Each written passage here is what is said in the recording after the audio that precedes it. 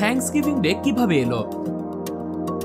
যুক্তরাষ্ট্রে বড়দিনের পর সবচেয়ে বড় উৎসব থ্যাঙ্কসগিভিং ডে। এই দিনকে ঘিরে যুক্তরাষ্ট্রবাসীর থাকে অনেক পরিকল্পনা। সরকারি ছুটির দিনটিতে দেশ জুড়ে থাকে নানান আয়োজন। থ্যাঙ্কসগিভিং ডে ঈশ্বরের প্রতি কৃতজ্ঞতা প্রকাশের দিন। তবে ধর্মীয় আনুষ্ঠানিকতার বাইরে দিনটি যুক্তরাষ্ট্রের জাতীয় সংস্কৃতির একটা গুরুত্বপূর্ণ অংশ।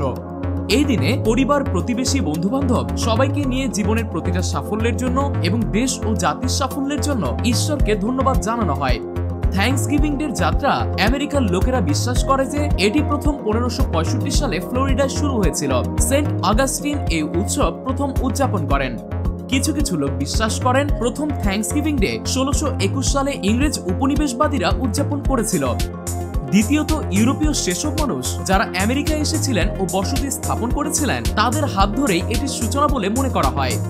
আমেরিকায় প্রথম সফল চাষ করার পর প্রতিবেশীদের ধন্যবাদ জানাতে তারা একটি পার্টির আয়োজন করেন, যা থ্যাঙ্কসগিভিং ডে নামে পরিচিত হয়।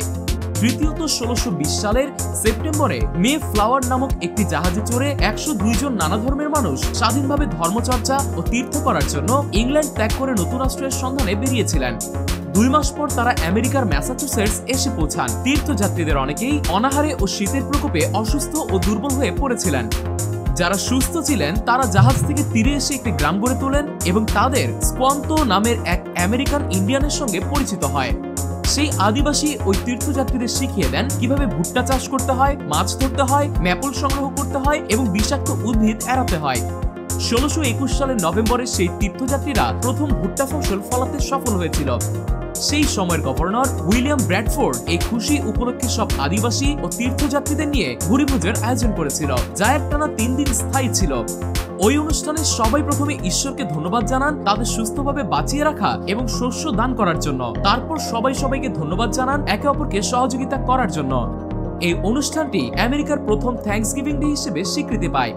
1789 সালে আমেরিকার প্রথম প্রেসিডেন্ট জর্জ ওয়াশিংটন 26 নভেম্বর প্রথম থ্যাঙ্কসগিভিং ডে ঘোষণা করেছিলেন। পরে আব্রাহাম লিঙ্কন নভেম্বরের 4th বৃহস্পতিবারে এই দিনটিকে স্থানান্তরিত করেন। তিনি আবার 1863 সালে লেখিকা সারাহ জোসেফ হালের ক্রমাগত অনুরোধে দিনটিকে জাতীয় ছুটির দিন হিসেবে ঘোষণা করেন। অনেকে আবার মনে করেন দিবসটি উদযাপন করা শুরু করেছিলেন সাবেক মার্কিন প্রেসিডেন্ট ফ্র্যাঙ্কলিন ডি রুজভেল্ট 1939 সালে তিনি শুরু করেছিলেন, যা 1941 সালে মার্কিন কংগ্রেসের স্বীকৃতি পায়।